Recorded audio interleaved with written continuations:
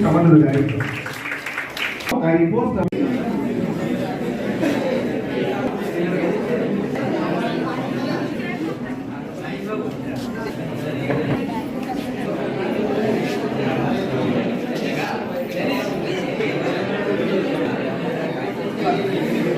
NSS కార్యక్రమంలో భాగంగా ఈరోజు మనం చేస్తున్నటువంటి మన కళాశాలలో చేస్తున్నటువంటి ఈ ప్రోగ్రామ్ కాన్స్టిట్యూషన్ డే. నిజంగా కాన్స్టిట్యూషన్ డే అనేది అంటే రాజ్యాంగ నిర్మాత గురించి మనం ఒక్కసారి చెప్పుకోవాలి. రాజ్యాంగ నిర్మాత డాక్టర్ భీమ్రావ్ అంబేద్కర్ అంటేనే ఒక స్ఫూర్తి. అంటే ఆయన పేరులో కానీ అంటే ఈ భూమి ఉన్నంత కాలం అంబేద్కర్ అలా నిలిచే ఉంటారు. మాస్టర్ చెప్పారు ఎక్కడ ఎకరం పడి ఎవడో చేసినంత మాత్రాన ఆయన గౌరవం కానీ ఆయన కీర్తి ప్రతిష్టలు కానీ ఏమాత్రం తగ్గవు. ఎందుకంటే ఈ భూమి ఉన్నంత కాలం అంబేద్కర్ అనే వ్యక్తి అలా నిలిచే ఉంటారు.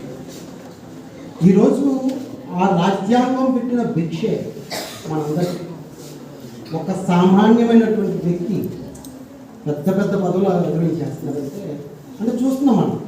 అంతకుముందు ఒక చిన్న పదవి, ఒక చిన్న వార్డు మెంబర్ అవ్వాలంటే అది పొలిటికల్గాను,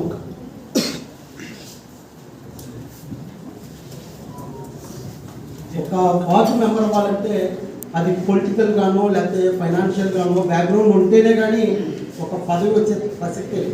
అలాంటిది ఈరోజు మనం చూస్తూ ఉన్నాం. ఏ బ్యాక్గ్రౌండ్ లేకపోయినా, ఫైనాన్షియల్గా పొజిషన్ లేకపోయినా అతి సామాన్యమైన వ్యక్తులు కూడా ఈరోజు ప్రధానమంత్రి అవుతున్నారు, రాష్ట్రపతులు అవుతున్నారు, ముఖ్యమంత్రులు అవుతున్నారు. చూస్తున్నాం, మన కళ్ళెదురు చూస్తూ ఉన్నాం. మీకు కావాల్సింది ఒక సబ్జెక్ట్ ఉంటే చాలు, ఎటువంటి పదవినైనా మనం అధిగమించవచ్చు. ఈరోజు రాజ్యాంగం మనకి కల్పించిన అవకాశం మనమే మిస్యూజ్ చేస్తున్నారు. కుల మతాలని గౌరవించండి, మన కులం మనం గౌరవించండి. పరమత భేదాలని వదిలేయాలి, ఇతర కులాలను గౌరవించాలి. ఎవరి కులాలు వారికి గౌరవించుకోవాలి, ఇతర కులాలను గౌరవించాలి. కుల మతాలని మీరు ఎన్ని విభిన్నమైనటువంటి ప్రజలు ఉన్నా కూడా మనందరినీ కలిపి భిన్నత్వంలో ఏకత్వం చేసిందే మన భారతదేశం. ముఖ్యంగా అంటే ప్రపంచంలోని అతిపెద్ద ప్రజాస్వామ్య దేశంగా చెప్పుకుంటున్న మన భారతదేశంలో 130 కోట్ల పైన ఉన్నటువంటి జనాభా ఉన్నటువంటి దేశంలో చిన్న చిన్న పొరపాట్లు జరుగుతూ ఉంటాయి. అది పెద్ద భూతత్వంలో చూడకుండా, ఎందుకంటే మాస్టర్ చెప్పారు మన ప్రిన్సిపల్ గారు, ఆయన సబ్జెక్ట్ కాబట్టి మొత్తం ప్రపంచాన్ని ఒకసారి రౌండ్ వేస్తారు. అలాగే అంబేద్కర్ విగ్రహాన్ని ధ్వంసం చేస్తుంది. అటువంటి చిన్న చిన్న విషయాలకి వెళ్ళకూడదు. మంచిగా ఆలోచించండి, మన విలువలను కాపాడండి.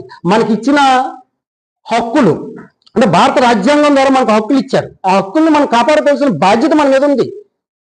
తప్పు జరిగితే ప్రశ్నించాలి, లేదంటే మనకి ఏ ఇష్టమైన రంగంలో దాన్ని ప్రవేశించండి, తప్పేం కాదు. మన ఇష్టం వచ్చినట్టు మాట్లాడండి, తప్పేం కాదు. కానీ ఇతరులు బాధపడకూడదు, మన మాట మూలంగా ఇతరులు బాధపడకూడదు, మన చేతల మూలంగా ఇతరులు బాధపడకూడదు.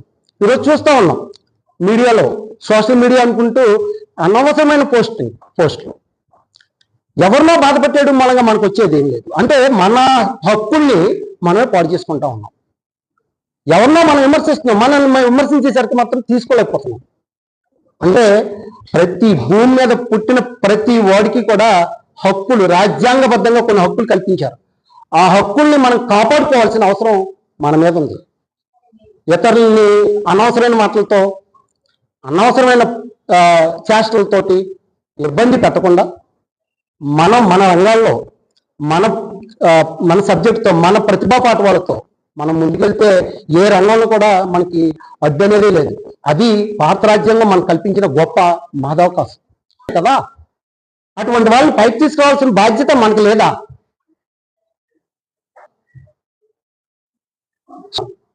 మనకు రాజ్యాంగం కల్పించిన హక్కులు మనం కాపాడుకుంటూ మన తోటి మనుషుల్ని ముందు మనుషులుగా బతుకుదాం. కులమతాలు కాదు, ముందు మనుషులుగా బతికితే